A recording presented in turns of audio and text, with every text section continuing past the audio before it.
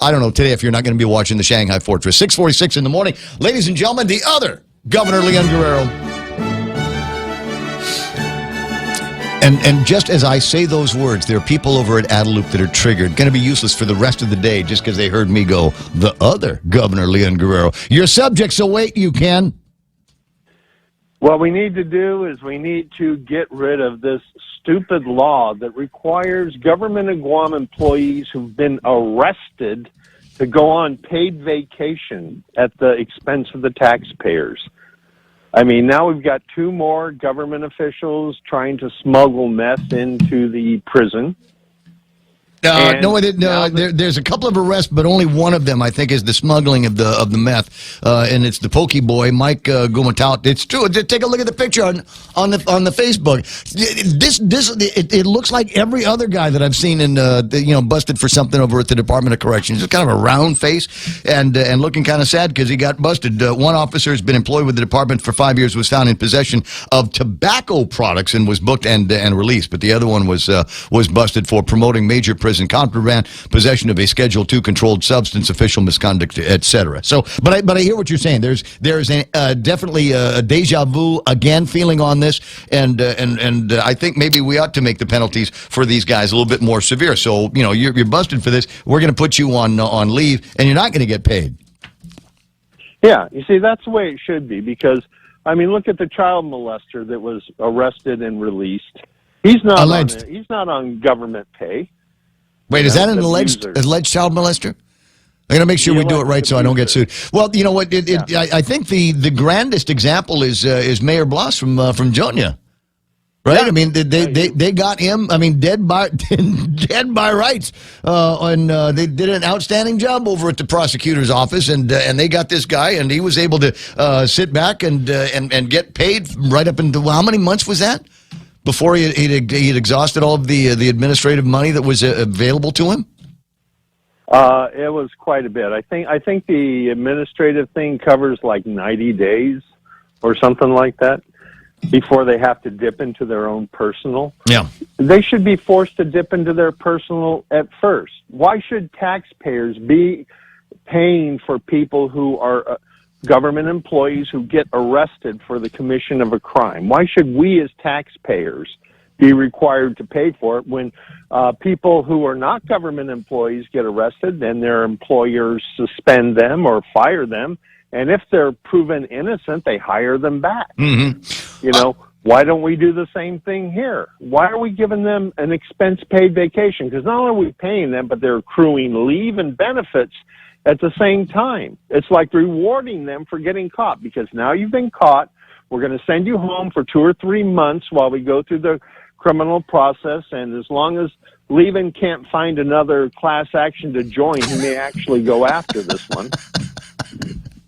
And then here's the damnedest thing. Here's the damnedest thing, Ken. Let me just because you got me thinking about class actions. The thing is, there's one class action that we'd like to get the Attorney General's office behind, and that is the one against the government of Guam for closing down all the businesses unnecessarily. Yeah, the government of Guam doesn't have any money, and as we know, the Attorney General represents government of Guam.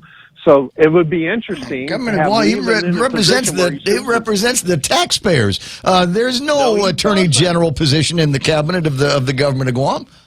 That is an independent office. You would think he represents taxpayers, but both Elizabeth Anderson and Levin Camacho have both come out. When I've tried to file complaints against the government through the AG's office, they've both come out saying, we can't accept that complaint because we represent the government of Guam, so we cannot accept that complaint. That's why I had to hire a private attorney to sue government of Guam over the Guam Regional Corporate Welfare Bill because the Attorney General can't sue government of Guam. Hey, just to note here, I want to point something out here in the media. I don't know if everybody has seen this, but you can tell that Ken is stepping on toes because somebody is regurgitating an old PNC story about you from back in the day.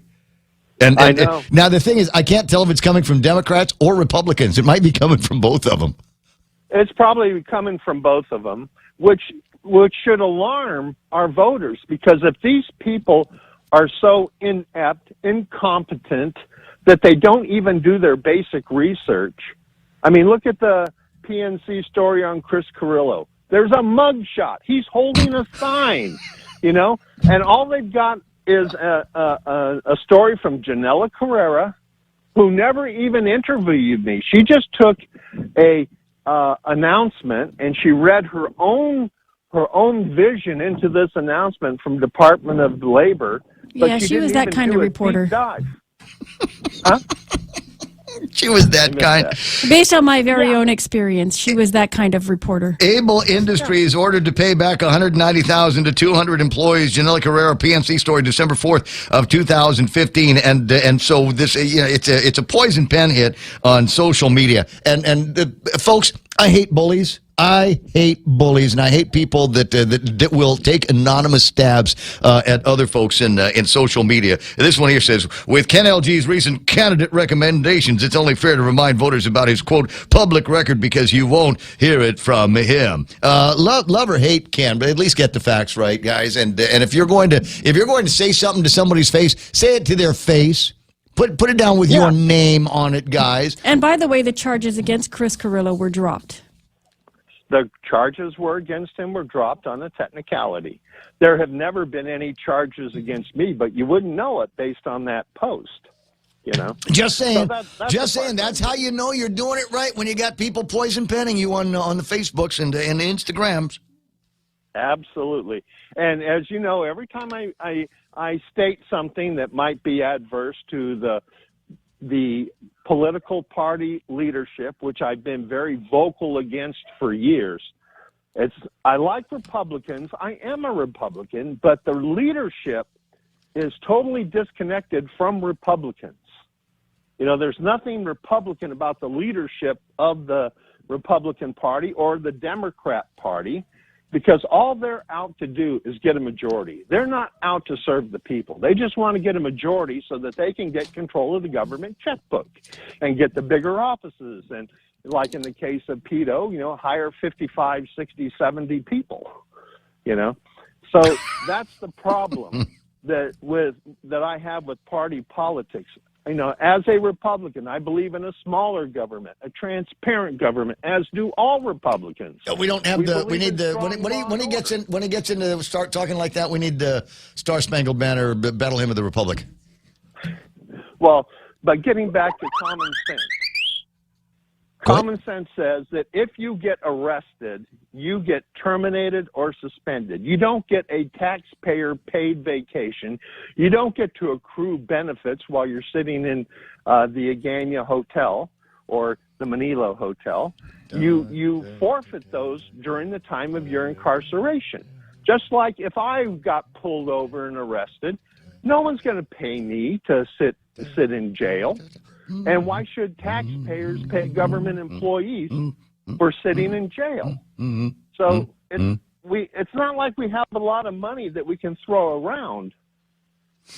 I mean, well, we do have $400 million.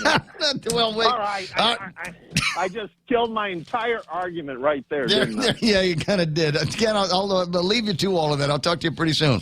Have a groovy morning. That's the other governor, Ken Leon-Guerrero.